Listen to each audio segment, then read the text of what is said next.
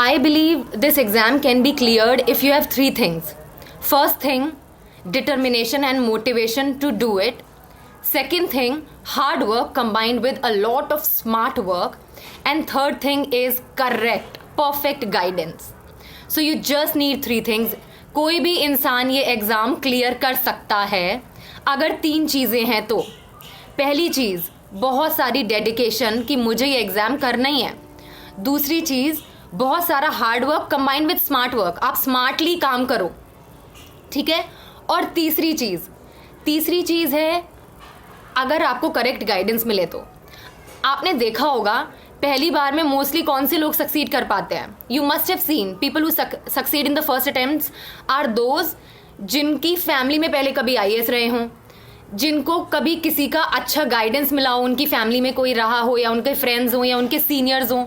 So the people who get good guidance और people who have been preparing for a while, तो prepare करते करते करते दिया उन्होंने फर्स्ट अटेम्प्ट बाद में, तो उनको समझ में आ गया कि क्या सही है क्या गलत है। आप मेरी बात समझ रहे हैं? So people who clear in their first attempt are the people who have very good guidance. Okay, that good guidance could be in the form of their family, someone from their colony they know, or their friends, their seniors, या फिर वो खुद पहले से तैयारी कर रहे थे, फर्स्ट अटेम्प्ट बाद में दिया। So you have to know you need guidance. Now coaching or no coaching, which was the main thing, आप कोचिंग लो अगर आपको कोई और गाइडेंस नहीं मिल रहा है जो आपको ऑनेस्टली गाइड कर सके। If you are not getting somebody who can guide you honestly, take coaching. Otherwise do not take coaching. Okay?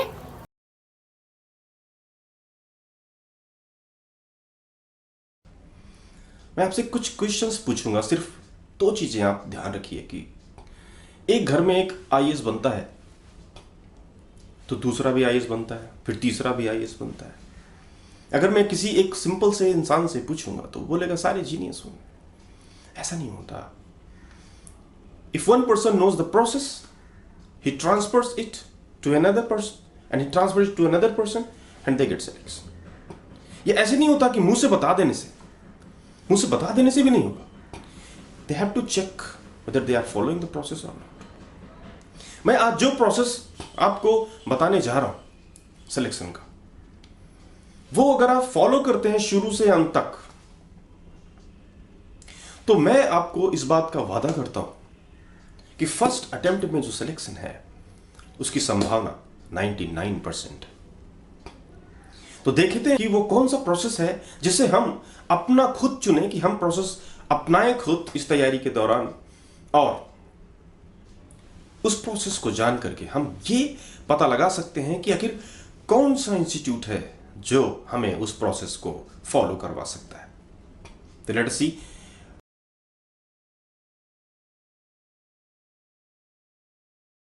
मैं अपने बारे में बताऊं कि my name is Ajay Mishra and I am a senior coach at Step Up IAS, Mukherjee Nagar, Delhi 9। और मैं पिछले 10 सालों से काम कर रहा हूं और मैं पूरी उम्मीद करता हूं कि आज का सेशन आपको इतना फायदा देगा कि अगर आज आपको इस समझ में बात आ गई, अगर आज आपको ये बात समझ में आ गई, तो आप विश्वास करो फर्स्ट अटेम्प्ट जो आपका ड्रीम है वो आप पूरा जरूर करोगे। फर्स्ट अटेम्प्ट में आपका सिलेक्शन गारंटी के साथ होगा अगर आप इन बातों को समझ जाएंगे। तो कौन कौन सी बातें हैं, शुरू से अंत तक आप वीडियो देखिए, एक एक सर्वे देखिए, एक एक एनालिसिस देखिए जो साइंटिफिकली मैंने पिछले 10 सालों से किया हुआ है, एक एक यूपीएससी से मेंबर से मिलके, एक एक प्रोफेसर से मिलके जो यूपीएससी से रिलेटेड है, और एक एनालिसिस करके, उसको ट्रेंड को देख करके, सब कुछ। तो मैं अपने उस एनालिसिस, उस सर्वे, उस साइंटिफिक अप्रोच को डिस्कस करने जा रहा हूं। सबसे पहली बात, आप समझिए कि हर साल अगर 1000 बच्चा सेलेक्ट होता है तो उस 1000 बच्चे में से 85% के अराउंड ऐसे बच्चे होते हैं जिनका सेकेंड, थर्ड, फोर्थ, फिफ्थ इस तरीके का अटेम्प्ट होता है, पहला अटेम्प्ट नहीं होता भाई। अगर आप ये सोच रहे हैं कि पहले अटेम्प्ट होते, नहीं, 85% लोग ऐसे हैं, यानी कि 850 ऐसे बच्चे होते हैं 1000 में से जो सेकेंड, थर्ड, फोर्थ और फिफ्थ वाले होते हैं।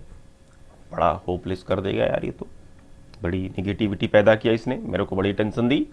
लेकिन एक बात मेरे को समझ में आई कि 15% ऐसे बच्चे हैं 50 जो पहली बार में ही सेलेक्ट हो रहे हैं। और इस बात ने, इस 15% लोगों ने एक होप दिया, एक आशा की किरण दी। और यहां से मेरी जर्नी शुरू होती है। और मैं बहुत डीप एनालिसिस करने के बाद, बहुत डीप रिसर्च करने के बाद इस बात पे पहुंचा कि यार ये लोग अगर क्लासरूम प्रोग्राम करते थे तो आखिर कहां करते थे, कैसे करते थे, थोड़ा पता लगाते।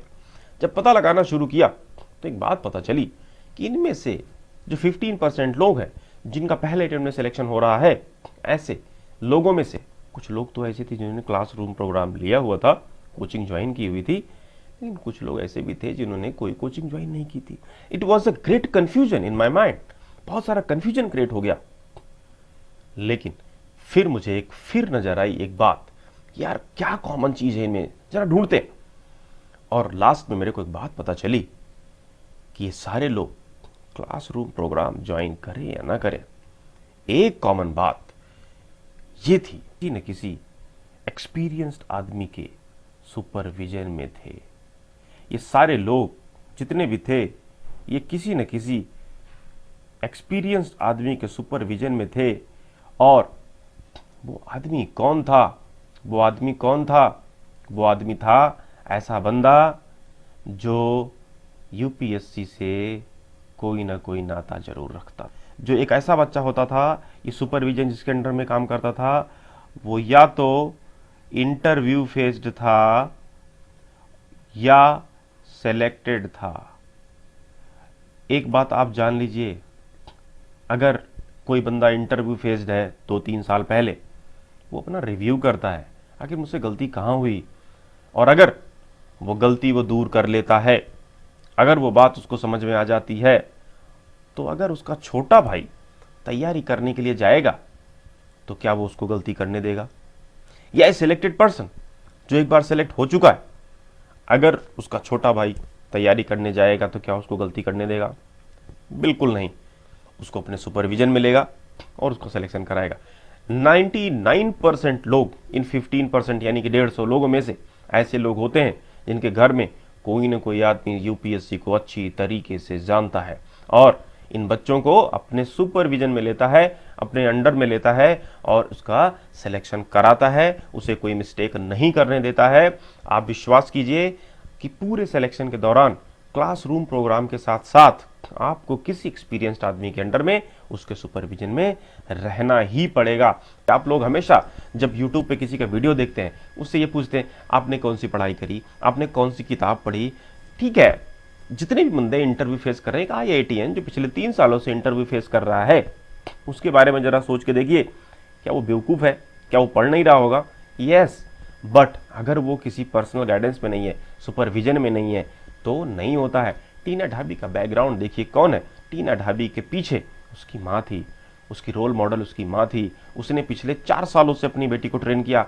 11th क्लास में उसको ये बात समझ में आ गई थी कि इसको साइंस नहीं आर्ट्स दिलाओ, साइंस नहीं इसको आर्ट्स दिलाओ। और पॉलिटिकल साइंस से इसको 4 साल ट्रेन किया। इसको आंसर राइटिंग सिखाई, ड्राफ्टिंग सिखाई, टाइम मैनेजमेंट ट्रेनिंग दी, हॉबी डेवलप करी और पहली बार में ही इसको सेलेक्ट कराया। अगर किसी बंदे ने ये सोचा कि ये किसी इस कोचिंग से उस कोचिंग से हुई, तो मैं आपको सिर्फ इतना कहना चाहूँगा कि कोचिंग सिर्फ एक स्टेप है। कोचिंग, खासकर क्लासरूम प्रोग्राम एक स्टेप है जो आपका सिलेबस खत्म कराता है। जिस कोचिंग से इसने किया होगा, उस कोचिंग में 20,000 बच्चे और भी रहे होंगे पिछले 4 सालों में, लेकिन क्यों यही टॉप करी? सोचना चाहिए कि नहीं सोचना चाहिए? चलिए, टीना ढाबी की तो बात जो थी वो थी। अर्तिका शुक्ला 4th रैंक, इसने पहली बार में ही सिलेक्शन लिया। 28 मिनट का एक वीडियो है इनका, आप देखिए YouTube पे जाकर के। आप उसमें देखेंगे तो लोग पूछ रहे हैं कि कौन सी किताब पढ़ी, कैसे स्ट्रेटजी बनाई, क्या किया। आप थोड़ी सी रियलिटी में जाइए और आपको तब समझ में आएगा कि पूरी वीडियो के दौरान मैं सिर्फ एक ही चीज़ पे ध्यान दे रहा था, कि कौन है इसके पीछे, कौन है इसके पीछे। क्या मेथड है भाई इंस्टीट्यूट चुनने का? देखते हैं भाई कौन सा मेथड है इंस्टीट्यूट चुनने का। देखते हैं क्लासरूम में क्या क्या होना चाहिए। सबसे पहली बात दिमाग में क्या रखना है आपको कि एक इंटरव्यू फेस्ड आदमी से मेरे को 2018 में लड़ना है। मेरे को एक आईआरएस ऑफिसर से जो कि अपनी रैंक बढ़ाने के लिए फिर से बैठेगा, उससे लड़ना है। तो क्या क्राउड में जाना चाहिए? नहीं। अगर आप क्राउड में जा रहे हैं तो you will be responsible for that because it you are not going to get selection in the very first attempt. पहले अटेम्प्ट में सिलेक्शन होना लगभग इम्पॉसिबल सा है, तो क्राउड में तो जाना ही नहीं है। Second thing, experienced faculties, faculties experienced होने चाहिए, नो डाउट। अगर एक्सपीरियंस्ड फैकल्टीज नहीं है तो दिक्कत होती है भाई, बिल्कुल होती है। तो आप देख लीजिए कि उनका एक्सपीरियंस है कि नहीं है, 10 साल 15 साल 20 साल क्या पढ़ा रखा है उन्होंने, ठीक है, ये तो होना चाहिए। सेपरेट बैचेज, यार हिंदी और इंग्लिश, बहुत सारे ऐसे लोग होते हैं यहाँ पे जो यार हिंदी और इंग्लिश सारे मीडियम को एक साथ ही बैठा देते हैं। यार बेवकूफ बनाने वाले काम है यार ये तो। इंग्लिश मीडियम वाले का अप्रोच अलग है, हिंदी मीडियम वाले का अप्रोच अलग है, एक साथ कैसे बैठा सकते हो आप? इसलिए हमेशा सेपरेट बैच होना चाहिए। ऐसे इंस्टीट्यूट चुनना है जहां पे इंग्लिश मीडियम अलग चल रहा हो, हिंदी मीडियम अलग चल रहा हो। आप विश्वास करो दोनों के फैकल्टीज के सोच में भी डिफरेंस होता है। फिर जो भी पढ़ा रहा हो वो यूपीएससी के सिलेबस को फॉलो कर रहा है कि नहीं कर रहा है। यूपीएससी अपने सिलेबस से भटकती नहीं है। अगर आप यूपीएससी के सिलेबस को फॉलो नहीं करते, ये एनसीईआरटी पढ़ लिया, एनसीईआरटी पढ़ लिया, कैसे पढ़ना है एनसीईआरटी? यार ये जरूरी है, कौन सिखाएगा कैसे पढ़ना है? लोग अपना क्लास खत्म कर देते, बोले मेरा नोट्स पढ़ लो, मेरा नोट्स पढ़ लो। यार ठीक है नोट्स पढ़ लो यार, बट अगर मुझे एनसीईआरटी बेसिक्स तैयारी करनी है तो कैसे? कैसे कोई ट्रेनिंग नहीं देता। कुछ लोग हैं जो एनसीईआरटी लेके पढ़ा रहे, वो एसएससी के लिए भी पढ़ा रहे हैं, वो यूपीएससी के लिए भी पढ़ा रहे हैं, वो सीडीएस के लिए भी पढ़ा रहे हैं। ऐसा नहीं होता। UPSC you are going to compete with the toppers, with the gold medalist, with the people who are already IRS. कैसे लड़ोगे यार? आपको समझ में आना चाहिए क्लियर कट कि ऐसे नहीं होता। फिर क्लासरूम में आंसर राइटिंग भी कराता है कि नहीं कराता? भीड़ नहीं होनी चाहिए, आंसर राइटिंग करानी चाहिए अपने सब्जेक्ट में। ये क्लासरूम प्रोग्राम में आपको देखना है। लेकिन क्लासरूम प्रोग्राम से मैंने बोला है कि इस तो सब कर रहे हैं, ये तो सारे कर रहे हैं, तो आपको क्या डिफरेंस करना है? दूसरी चीज मैंने बोला है कि आपको किसी बंदे के अंडर में, उसके सुपरविजन में, उसके पर्सनल गाइडेंस में रहना ही पड़ेगा। क्यों रहना पड़ेगा? क्योंकि जब आप क्लासरूम खत्म हो जाते तो अगले 1.5 सालों तक, 1-1.5 सालों तक आपको लगभग कोई नहीं मिलता है। कुछ कोचिंग वाले पैनल बैठा देते हैं 3-4 लोगों की, वो पैनल वाला इंतजार कर रहा होता है आप यार डाउट लेके आओगे तो करेगा। अरे यार ऐसे नहीं होता, आपको डाउट आते ही नहीं है बहुत सारे। आपको लग रहा था सब सही जा रहा है, आपको लग रहा था सब सही जा रहा है, आप जा करके जब तक कोई मिस्टेक नहीं कर देते हो तब तक आपको यही लग रहा होता है। नहीं करना है, इसके लिए सुपरविजन जरूरी है। और वो सुपरविजन 2 तरीके के, एक तो आपके डाउट क्लियर करे, दूसरा आपको ये बताए कि डाउट आता कहाँ है, आपको ये बताए कि ये दिक्कत आती कहाँ है, उन दिक्कतों को आप कैसे निपटेंगे वो आपको बताना चाहिए। तो clearing doubts even after this syllabus ends, syllabus खत्म होने के बाद भी वो ऐसे डाउट्स को क्लियर करे और आपको बताए कि ऐसे डाउट्स को कैसे क्लियर करना है, किस तरीके से, किन से मार्गदर्शन में किस तरीके से चलना है। दूसरी चीज क्या करना है आपको? Personal answer writing session. मैंने बोला कि अपने दिमाग में बार बार अपने दिमाग में एक बात को रख लो, एक आईआरएस ऑफिसर की आंसर राइटिंग स्किल कितनी जबरदस्त होगी। वो सिर्फ एक ही चीज पे ध्यान दे रहा है, यार इस बार मेरे को आंसर राइटिंग स्किल थोड़ा बढ़िया से करना है, टाइम मैनेजमेंट थोड़ा बढ़िया से करना है, और इस बार मेरे को आईएएस लेना है। आपको इस आईआरएस ऑफिसर से बेटर आंसर राइटिंग स्किल सीखनी ही पड़ेगी, और वो तब तक पॉसिबल नहीं है जब तक आप किसी एक्सपीरियंस्ड आदमी के सुपरविजन में नहीं रहते हैं। क्लासरूम में नहीं हो पाता है। क्लासरूम में बहुत सारे बच्चे होते हैं जिनका आंसर टीचर चेक करता है, फैकल्टी चेक करता है, वो हड़बड़ाहट में रहता है, उसको जाना होता है कहीं पे, यार वो 50 लोगों के आंसर उठाता है, वो तो हम बहुत बढ़िया बहुत बढ़िया बहुत अच्छा प्रयास है। ऐसे नहीं चलता। आपको एक एक आंसर चेक करवाना पड़ेगा किसी एक्सपीरियंस्ड आदमी से, वो भी अपने दोस्त से नहीं, किसी एक्सपीरियंस्ड आदमी से जो कि ये बताए कि ये लाइन तूने क्यों लिखी। नहीं भाई ऐसे नहीं, ये ऐसे मत लिख, इंट्रोडक्शन ऐसे लिख, ये पॉइंट्स ऐसे डाल, यहाँ पे ऊपर कर, इसको नीचे कर, ऐसे करना पड़ेगा, उसके बाद ही कुछ हो सकता है। और क्या आपको पता है ना, दिमाग में डाला हुआ है ना कि किससे लड़ना है? एक आईआरएस ऑफिसर से। किससे लड़ना है? एक इंटरव्यू फेस्ड आदमी से, तो उससे बेटर स्ट्रेटजी होनी चाहिए कि नहीं होनी चाहिए? उससे बेटर स्ट्रेटजी नहीं होगी तो आप हारोगे। तो उससे बेटर स्ट्रेटजी बनाएगा कौन? खुद। इधर मुखर्जी नगर में, राजेंद्र नगर में हर आदमी अपनी स्ट्रेटजी बना रहा है बैठ के। आपको ये समझ में आना चाहिए कि जब तक आपकी अपनी स्पेशल स्ट्रेटजी नहीं बनवाएगा कोई एक्सपीरियंस्ड आदमी, पॉसिबल ही नहीं है। और जब ये सब चीजें हो जाएं तो वो सुपरवाइज करे कि whether you are following it और not. If you are following it, yes, it is very good. तो आपको सुपरविजन में रहना जरूरी है। क्लासरूम प्रोग्राम सिर्फ स्पीड देगा। जब तक आप दिशा में नहीं रहोगे सही, तब तक भाई आप मंजिल पे नहीं पहुंच पाओगे। अपने दिमाग में ये बात को डाल लो, ठीक है? अब कंडीशंस फॉर गेटिंग, अच्छा मैं यार गाइड कर रहा हूं पिछले 10 सालों से, और मैं बहुत ही चुन के अपने स्टूडेंट्स को लेता हूं। तो अगर कोई बंदा मेरे, बहुत आप लोगों में से कोई सीरियस हो जो हमारे अंडर में आना चाहे, तो यार हमारी कुछ कंडीशंस हैं।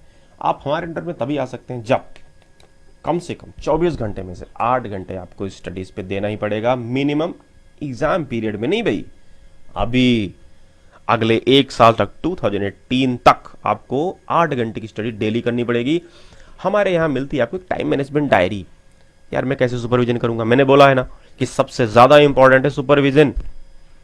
क्लासरूम प्रोग्राम अलग चलता है हमारे यहाँ, स्टेप अप आईएएस में क्लासरूम प्रोग्राम चलता है, बट कोचेज अलग आते हैं, सुपरविजन में रहते हैं। टाइम मैनेजमेंट डायरी को आपको फिल करना होगा। वो टाइम मैनेजमेंट डायरी में क्या होगा, आप दिन भर जो कुछ भी पढ़ते हैं उसमें आप लिख देंगे। इससे 2 फायदे होते हैं। पहला फायदा कि मेरे को आसानी हो जाती है आपका सुपरविजन करने में, आप क्या कर रहे हो दिन भर मेरे को पता चलता है, तो मैं आपकी जो स्ट्रेटजी है वो स्ट्रेटजी बनाने में मेरे को आसानी हो जाती है। अगले 6 महीने की स्ट्रेटजी हम आपके पीछे बैकग्राउंड 1 महीना देख करके अंदाजा लगा लेते हैं और हम उसके बाद सुपरवाइज करते हैं। इसके साथ साथ हम टाइम मैनेजमेंट डायरी में आपका पर्सनल टेस्ट बनता है, जो आप घर पे पढ़ते हो, जो आप कोचिंग में पढ़ते हो, सारा मिला करके आपका पर्सनल टेस्ट बनता है हर वीक। तो ये डायरी इस तरीके से हेल्प करती है। तीसरा काम आपको क्या करना पड़ेगा, डेली एक आंसर तो आपको लिखना ही पड़ेगा, और वो आंसर लिखने के बाद मेरे से डिस्कस करना पड़ेगा, मेरे से डिस्कस करना पड़ेगा। अगर आप उस डिस्कशन को नहीं करते हो तो इधर कोई फायदा नहीं है, मुखर्जी नगर में आने का कोई फायदा नहीं है, घर पे बैठो आप, सब बकवास भरी बात है। चौथी बात, हमारे यहां टाइम मैनेजमेंट पे पर्सनल टेस्ट होता है, वो आपको बैठना पड़ेगा। और हमारे यहां रूल है कि आपको कम से कम उस डायरी में 10 दिन का तो कुछ भूल ही नहीं सकते आप, चाहे बार बार रिवीजन करो। और उसके लिए कोच क्या करता है, ओरल टेस्ट लेता है। जो कुछ भी डायरी में लिखा होगा उसका ओरल टेस्ट होगा। वो किसी भी समय सरप्राइज बुला करके आपसे ओरल टेस्ट लेता है और आपको कॉन्सेप्ट क्लियर कराता है। आपको अपने कोच से मिलना जरूरी है। मैंने बोला कि सबसे ज्यादा इंपॉर्टेंट है आपका पर्सनल सुपरविजन। क्यों? क्योंकि आप आईआरएस से लड़ने जा रहे हो। उस आईआरएस ऑफिसर से लड़ाने के लिए मेरे को अपने 10 साल का एक्सपीरियंस आपके ऊपर झोंकना होता है, और वो तब तक नहीं हो पाएगा जब तक आप मुझसे रेगुलरली मिलते नहीं हो। और छठा काम वही जो आप कर रहे हैं, रेगुलर क्लास एंड टेस्ट। मैं आपको सिर्फ एक बात ये कहना चाहता हूं, अपने दिमाग में इस बात को क्लियर कर डाल लो कि ये जो प्रोग्राम है ये मुखर्जी नगर में, राजेंद्र नगर में और पूरे इंडिया में हर कोई करता है अपने जीवन में। What different you are going to do, आप क्या डिफरेंट करने जा रहे हैं, आप क्या डिफरेंट करने जा रहे हैं जिससे उस आईआरएस ऑफिसर को हराएंगे, आप क्या डिफरेंट करने जा रहे हैं जिससे उस इंटरव्यू फेस्ड आदमी को हराएंगे। तो ये वो डिफरेंट है जो आप करने जा रहे हो हमारे यहाँ, और इसके जरिए आपका पहली बार में ही सिलेक्शन मुमकिन है, 99% पॉसिबल है। और आप बिल्कुल हमारे पास आइए और अपनी इन कंडीशंस को दिमाग में रखने के बाद, और तब हम आपको चैलेंज करेंगे बिल्कुल फर्स्ट अटेम्प्ट के लिए। Thank you very much. Actually supervision में जब आप रहते हो किसी सेलेक्टेड आदमी के, अगर उसकी बहन या मेरी बहन, अगर सिलेक्शन, मैं सेलेक्टेड आदमी हूं और मेरी बहन तैयारी करने जा रही है, तो क्या मैं उसको मिस्टेक करने दूंगा जो मैंने अपनी तैयारी के दौरान करी थी? बिल्कुल भी नहीं। अर्तिका शुक्ला के साथ यही हुआ, और इसने पहली बार में with in 1 year without any coaching पहली बार में इसने सिलेक्शन लिया, आपको पता होगा। अब आप हल्के में मत लीजिए कि जीनियस है, ये है, वो है। Supervision is the most important part